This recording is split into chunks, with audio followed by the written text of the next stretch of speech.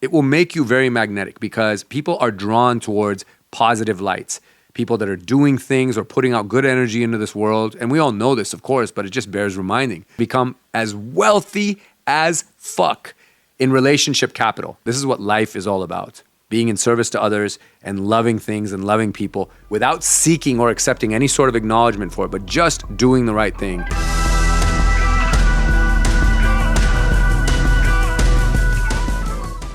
What's up, guys? Welcome back to another episode of the LFG Energy Podcast. And I'm really excited about today's episode because this is the secret sauce that has kept me in business for all these years. But it has also helped me create long-lasting friendships, which have turned out to be for a lifetime, open more doors for me, and create something that I call relationship capital. Now, a lot of what I'm going to share with you guys today is ultimately coming back to just being a good human being, someone who actually cares. And the method is called the GAS method in what I use. I'll break down that acronym for you here shortly in the episode. Now, my promise to you after hearing this episode and applying the GAS method and starting to create your own relationship capital is this. If you apply what you learn here today, it will lead you to more opportunities, create longer lasting and deeper relationships, and ultimately make you feel so fulfilled that no matter how much money you may or may not make out of it all, you're going to feel like a massive success. Because at the end of the day, guys, as the Tony Robbins quote goes, true fulfillment comes from serving others and giving love without any expectation of recognition. It's basically doing the things in private or in the dark that end up shining in the light. Now, the GAS method is all about giving with no expectations. So I'll share a story with you guys that is back in 2008. Now, the ironic thing about this is ultimately I figured out what the GAS method was by way of accident, but it also came during an extreme personal and economic crisis. So I was already in the mortgage business. And if you know what happened in 2008, it was the great financial collapse. And everyone who was in mortgage and real estate was part of the huge letdown. And it was pretty catastrophic because every industry felt it. It was a massive, widespread economic depression. And emotionally, it was just that. It was depressing. So when working in mortgage, a lot of our clients were losing their homes because they had lost their jobs and they had no means to pay their mortgage. So eventually, they were losing it to foreclosure or a lot of predatory people that were coming in and just basically trying to take over people's rights to their homes by getting them to sign over a deed. It was a pretty dark time. Now, while there was much blame to go around, we felt in our business that we carried some level of responsibility because we always tried to help people make good financial decisions when it came to taking out mortgage debt. And in some of these cases with the products they had, they didn't ultimately turn out to be good decisions. In fact, they were bad decisions. And they also didn't have any means of being able to repair that decision. So since I actually spoke the language of dealing with a bank and I knew what mortgage and lending talk was, I thought to myself, let me help all of these homeowners contact the bank on their behalf because I can be unemotional about it and just get right to the point and be purely objective to try and come up with a solution, modify the mortgage, find some way to keep them in their home. And if I did this for enough people, I would feel like I'm doing my part to help an already bad crisis stop from getting worse. So I would reach out to clients and call myself a loss mitigation specialist and say that I would act on their behalf and got them to sign an authorization so that I could talk to the bank for them. And I worked out a situation where close to 200 people were able to stay in their homes. My brother and I did this for people. Now, we charged a little bit of money, but in many cases, the clients had no money. So we ultimately did many of these cases for free, but we didn't care because at that time, it was all about giving a shit. And that's exactly what GAS stands for. The GAS method is giving a shit. It's caring. It's going outside of yourself and thinking of others first, especially when they are in need. But let me tell you guys something what came in the wake of it, because we didn't make any money. It was a lot of effort, and we should have actually been focused on trying to make money and keep up financially so that we didn't get swept up in this crisis ourselves.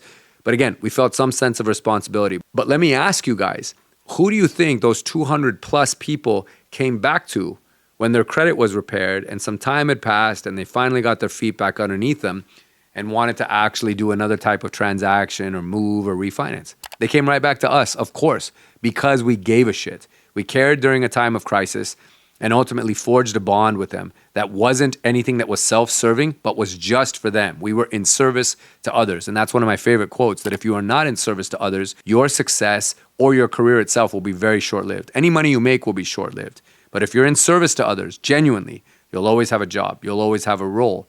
And that lesson during that time really affirmed that for me. And that's what taught me again that if I care about people enough and put their needs ahead of mine during a tough time, I'm doing the right thing. I'm being a good human, which is what LFG energy is all about. It's about putting out the right thing into the universe and doing it ferociously. And I ended up forging a lot of great friendships with so many of these clients that I'm still connected to this day, 17 years later. So there's a formula for how to actually apply the gas method. Now that you understand what it is, you might be asking, okay, well, how do I do that? It sounds simpler than it is. And it really may not be that complicated, guys. I have a formula for what ultimately gives me what I refer to as relationship capital. And I am really wealthy in relationship capital because relationship capital just comprises of two components when added together. It's generosity plus reciprocity. You put those two together and you have relationship capital. So being generous and thinking outside of yourself and continuing to do it in a state of reciprocity where you're helping others and they're doing the same for you, you can create a pretty incredible community or aura around you. And I promise you that will lead you to more connections, more conversations, and ultimately business and money will take care of itself, but you will do it the right way. But in creating as much relationship capital as I have over the years, and I continue to do it because I swear by this philosophy, it's done two other things for me. Now, this can do the same for you. It will make you very magnetic because people are drawn towards positive lights. People that are doing things or putting out good energy into this world. And we all know this, of course, but it just bears reminding. But the other thing about this and how therapeutic it actually is that this is exactly how I get out of a funk. Whenever I'm having a bad day or I've had some kind of a letdown, maybe I lost a client, I had a difficult conversation with somebody, a family member and I may have gotten into a little bit of a tiff, I have a choice at that point, and so do you, that the rest of your day and your energy can be directed in one of two directions. You can either continue heading down that negative and draining pathway and either spin into a point where you're getting angry and frustrated with everyone and everything else around you, being so unproductive, and ultimately going to bed quite angry. Or what I did, and it's a little bit of tough work, but once you can actually create this framework in your mind and automate it, you'll get out of funks really fast. And that is, I turn the opposite direction and I think about 2 or 3 people that are in a much more difficult or challenging space than I am in that moment. Whatever anger or whatever frustrating situation I just encountered, I know that there's at least 2 or 3 good friends of mine that are dealing with something that makes this look like peanuts. Maybe they're getting over the death of a loved one. Maybe they're going through a major financial crisis or personal crisis of some kind. Maybe they lost their home in a fire like so many people sadly have in Los Angeles as of late. There's always somebody who has something much worse that they're dealing with. Now, some people don't like this whole perspective comparison because whatever you're dealing with is meant to be the hardest and worst thing in the world. And I get it. Those are your feelings, your emotions, your experience that you're going through in that time. But I promise you, again, if we get back to the tenet of what this whole talk is about, which is thinking outside of yourself or beyond yourself, and you take the time to actually think of others and give that person a call. So I will actually make 2 or 3 calls or send text messages out to people to check in on them. Because again, if I can be there and be supportive for them, I'm going to feel a little bit more fulfilled. It'll also distract me from my own situation. But look, it's positive energy. And again, I could have taken that left turn towards negative town and spun out of control after this incident or whatever it is that happened. But instead, choosing to think of others and try and be helpful to somebody else, or at least a few people that day, is going to make me feel a lot better. It's going to help those people out, most importantly. And ultimately, it conserved and saved my energy in that space. So I implore you to do the same thing. And I give this advice to everyone when they say, how do you get out of a funk? It's easy.